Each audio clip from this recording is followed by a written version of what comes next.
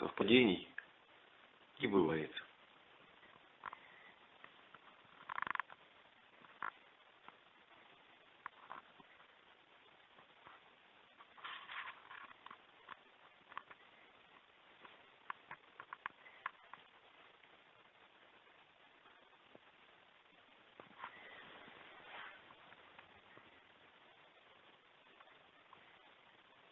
И вот он я, пьяный. А меня, пожалуйста, посмотрите.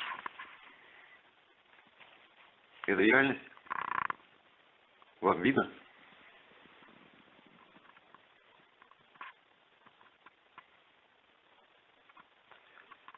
Чтобы никто не сомневался, чтобы не было подозрений, что действительно, да,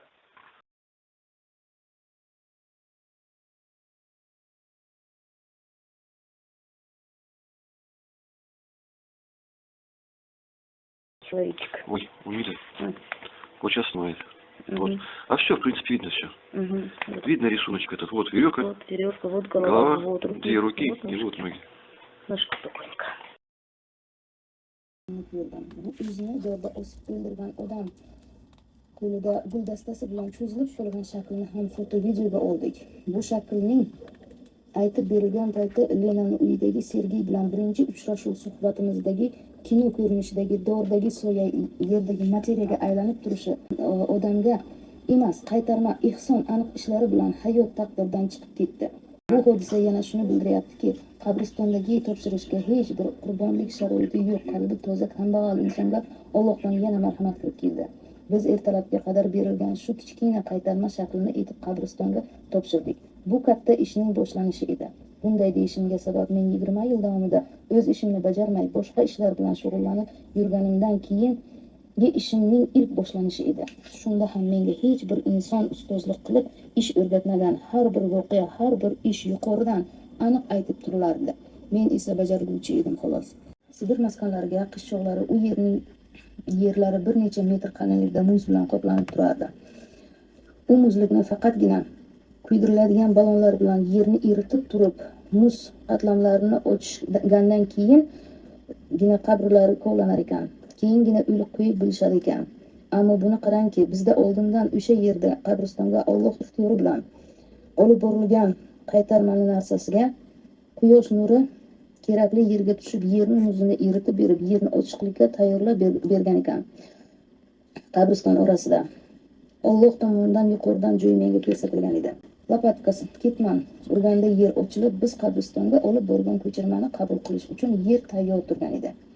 U yerdagi odamlar qabriston yerda qolishdi. Qanday qilib qishda muzda bir pasda olovsiz qabriston yerlarini ochib bilishimga qoyil qolishgan. Umida, у меня язык говорит Allohu akbar. А что это такое? За слово dedi. Men unga Alloh ulug' degani deb tushuntirdim. U yaratganga har bir ishga qodir deb tushuntirdim. Shunda Qur'on haqida, Alloh haqida tushuncha berdim. Keyin esa Sergey mendan so'radi. "А что такое Qurban bayram?" dedi. Men yana unga savol berdim. "Nega so'rayapsan?" deb. Shunda meni tilim Qurban bayram deb aytayapti deb meni yana hayratga qoldirdi.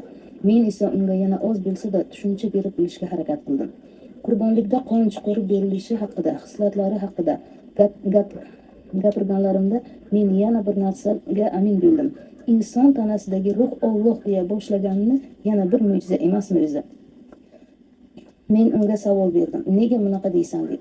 O'shanda Sergey, "Men bilmayman, meni tilim shu so'zlarni qaytaryapti" dedi. Yaratgan Allohimga hamd va sanolar bo'lsinki, o'zini borligini, ulug'ligini, uni tanimaganlarga ko'zini, qalbini ochib, haqligini, borligini, muhabbatini aytib ko'rsatib berishni o'zi ixtiyor etdi.